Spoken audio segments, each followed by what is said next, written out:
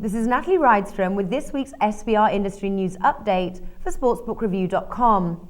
UniBet, which is rated B- by SBR, has signed an agreement last Wednesday to acquire Nordic Betting Limited, operator of Bet24, rated C by SBR. As part of the $13.5 million acquisition, some of the Bet24 employees will be transferred to UniBet's Maltese headquarters. The deal is still subject to regulatory approval, which is expected to take place within the next 2 months. For more information on this story, please visit our website. BetFair, rated A- by SBR, has been making a lot of positive noise recently. By the end of this week, the betting exchange and casino operator will launch their new app cloud service, offering software developers the opportunity to build their own transitional website and widgets from their sports exchange platform. BetFair also have other app cloud-based products in the pipeline, including a betting widget set to launch soon on the odds comparison website oddschecker.com. In other news, the world's largest social networking site, Facebook, is in early discussion with operators to offer real money gambling on their platforms for UK users. The initial plan is to offer licenses to 8 individual operators in total over a period of time, with Facebook being used as a platform for the firms to integrate their applications. Rumour has it that Facebook has hired a significant number of staff to oversee the project to launch real money play in the UK. If this is the case, Facebook is set to position itself to take a slice of the online gaming revenue in the regulated markets.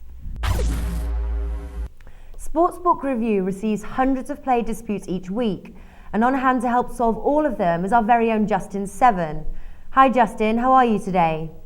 Good, how are you doing? Very well, thank you. Last week we were discussing AllYouBet slow pays. Has there been any development in these cases? Well, we have another development on the AllYouBet slow pays. Last week we reported there were 4 slow pays. One of them has turned into what appears to be an unjustified confiscation.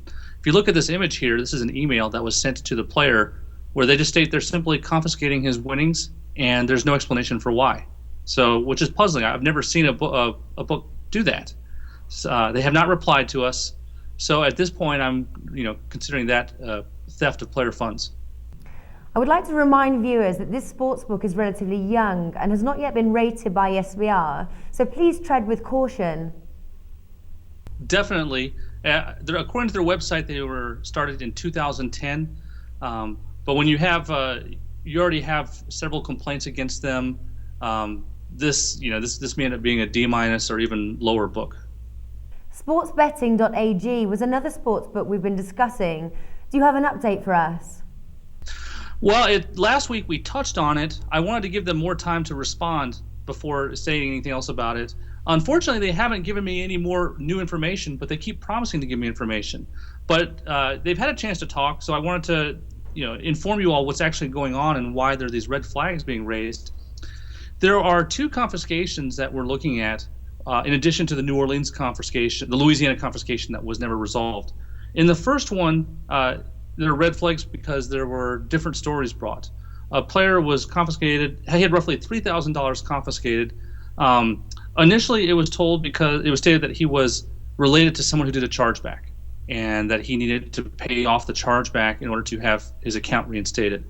And later, sports betting told us that this player had forged documents. So you have 2 different stories they're not really consistent. Mm-hmm. On the other, there was another $16,000 confiscation. And again, sportsbetting.ag was using inconsistent positions in explaining this. Originally, the player had met 3/4 of his rollover, and they lowered his wagering size to $5. So he's trying to meet like another $5,000 rollover, $5 at a time. We contact them, say this isn't fair, and the response is, well, we're just going to refund his deposit. He has not met his rollover, so we're going to just take his winnings. And it's like, that doesn't make sense, No. So then they later come back with a new story that he is part of a Ukrainian bonus scammer ring. But again, there's no evidence, it's an inconsistent position, and they haven't given me any evidence to support that. Now, on the slow pays, sportsbetting.ag has taken inconsistent statements on that also. They said they were having difficulties with bank wires, but one player reported receiving an $800 bank wire out of his $7,500 he requested. So if they're having trouble with the bank wires, I'd expect them to do nothing, or if they can do the bank wires, pay the whole thing.